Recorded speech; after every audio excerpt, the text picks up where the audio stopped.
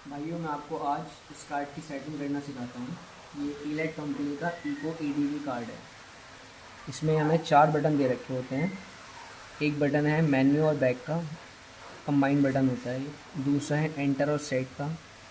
एक है डाउन और एक है अप। अब इसमें हमें सबसे पहले हम इन दोनों बटन्स को, सबसे पहले हमें सेटिंग जो करनी है, मेन सेटिंग इन दोनों बटन के बिना नहीं हो सकती। इन दोनों बटन को हमें साथ में प्रेस करना है। अब हमें फिर दबाना है एंटर सेट बटन। अब ये लो आ जाएगा, हमें लो वोल्टेज सेट करनी है। अब आपको जितने भी लो वोल्टेज सेट करनी हो आप इससे डाउन कर सकते हैं और इससे अप कर सकते हैं अपने अकॉर्डिंग। जिस भी अप्लाइंसेस पे आपको लगानी है, कहीं भी लगाना है, उसके लिए आप इन दो बटन्स के थ्रू अप डाउन सेट कर सकते हैं। अब जैसे मुझे इसका लो वोल्टेज सेट करना है 140 पे, तो मैं इसको 140 पे ला छोड़ दूँगा। मैं खाली आपको एग्जांपल के लिए बता रहा हूँ, जहाँ भी आपको जैसे सेट करना हो आप उस हिसाब से सेट करिएगा।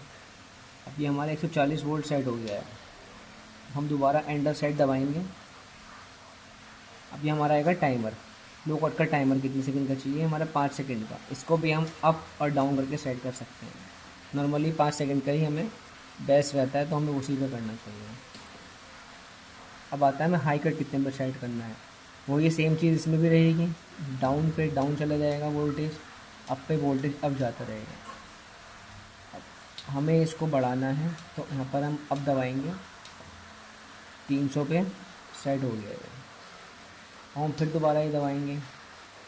अब हमारा हिटरस ये आपको लोगों को पता नहीं होगा हिटरस मेनली होता क्या है।